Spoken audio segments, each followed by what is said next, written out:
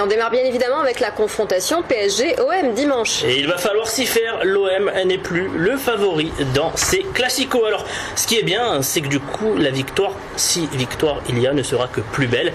Après le problème c'est que c'est quasiment impossible un pari. C'est 11 buts sur les 3 derniers matchs, une défaite sur les 12 dernières rencontres. Un Zlatan proche du demi-dieu avec près de 2 buts par match. Rien que ça, je vais arrêter là parce qu'après on va se faire trop peur je pense. Et je vous laisse découvrir l'avant-match. Il est made in Jesus Sport. Le pot de fer contre le pot de terre. Voilà à quoi se résume l'avant-match d'un classique PSG-OM qui aura vu en à peine quelques années le favori changer de tunique. Mais voilà, ce qui ne changera jamais, c'est le football. Sur un match, tout est possible. Et si l'équipe parisienne a tout du rouleau compresseur cette saison, côté marseillais, on compte bien jouer ce match comme si de rien n'était. Jouer un match comme on le jouerait n'importe où contre n'importe qui. De pas faire un calcul, on est au parc ou contre Paris, mais on sait, on est conscient de cette difficulté. Qu'est-ce que tu veux dire?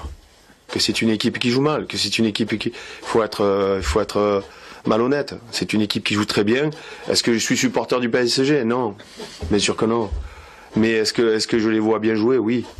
Un niveau tellement élevé que l'on pourrait s'inquiéter de voir les Olympiens spectateurs du talent parisien dimanche soir. On pourrait aussi se questionner sur la motivation des joueurs.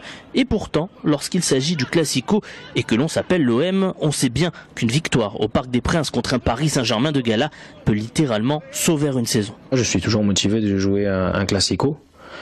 Donc et de jouer tous les matchs, que ce soit non pas un classico, c'est des matchs qui sont particuliers pour joueurs, pour supporters, et forcément la motivation elle est encore beaucoup plus forte. Si le problème de la motivation est donc réglé, c'est le retour de blessure d'Edinson Cavani qui pourrait inquiéter, mais là encore, pas le temps pour ce genre de réflexion car comme le veut la formule consacrée, un classico, ça ne se joue pas, ça se gagne. Bon, mais il n'y a pas que le Classico ce week-end. Heureusement, hein, cette 27e journée verra aussi Montpellier se déplacer à Lyon. Et si l'objectif pour les Montpelliérains sera de faire perdurer la lancée Courbis face à des Lyonnais en pleine bourse, ce ne sera pas chose aisée. Mais pour le moment, tout va pour le mieux. Dans le meilleur des mondes, à Montpellier, l'ambiance est au beau fixe. Pour vous dire, notre journaliste a même capté les ondes de la musique diffusée dans les vestiaires dans sa caméra. Ça en devient presque paranormal cette histoire. Écoutez plutôt ce que ça donne. Et accessoirement, il s'agit de Roland Courbis qui réagit aux flatteries de son président Loulou Nicolin aujourd'hui. Je suis surpris parce que je pensais que pour qu'un président dise du bien de son entraîneur, il fallait qu'il gagne tous les matchs et qu'il ne fasse pas un match nul de temps en temps. Donc un compliment, ça me fait énormément plaisir, en plus de mon président. Mais à sa place, je serais content aussi, parce que réciproquement, je suis content moi aussi de la façon dont j'ai été accueilli par tout le monde.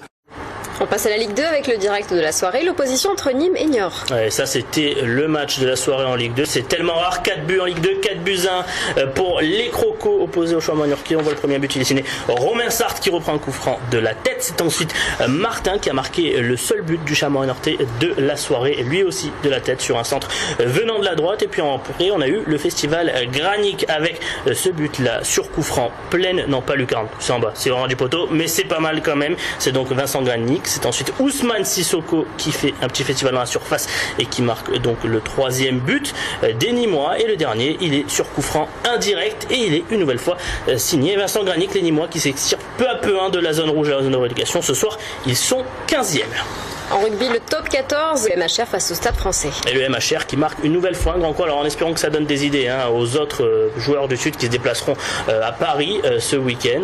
Je parle bien sûr de l'OM. Pour ce soir et pour ce qui est du rugby, le MHR s'est imposé 19-12 face au Stade Français. Une très belle performance des joueurs de Fabien Galtier qui étaient heureux ce soir. Et on termine avec un mot de la Coupe du Monde du tir à l'arc. Ça se tient en ce moment, c'est à Nîmes. Si tous les Français en lice ont été sortis prématurément, pour les Françaises, ça se passe beaucoup mieux. Aujourd'hui, 2 d'entre elles se sont disputées la demi-finale. Résumé de cette bataille épique avec Olivier Michel. Lorsqu'elles sont rentrées dans l'arène, Pascal Lebec et Sophie Daudemont, membres de l'équipe de France d'Arcapoulie, ont laissé leurs sentiments au vestiaire et pour cause, elles s'affrontaient pour une place en finale des championnats du monde. Il n'y a pas de copine, quoi. On est adversaires et on doit faire le mieux possible. Voilà, c'est tout. Il n'y a pas de question d'affinité sur le pas de tir. C'est un match, le match il faut le gagner. Il n'y a plus de copines sur le terrain jusqu'à la dernière fête, jusqu'au moment du résultat et à ce moment-là on peut redevenir copine. Et après 5 volées à 18 mètres, c'est l'expérience qui a parlé. De 17 ans, son aînée, Sophie s'impose face à Pascal d'un petit point, 30-29.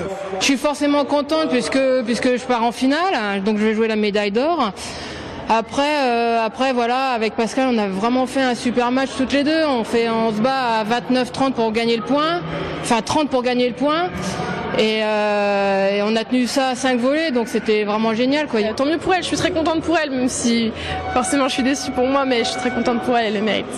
Reste à Pascal la petite finale et une éventuelle médaille de bronze. Quant à Sophie, elle visera l'or dimanche après-midi et le titre de championne du monde face à l'américaine Christy Colline. Merci beaucoup Rudy. Je vous en prie Priscilla.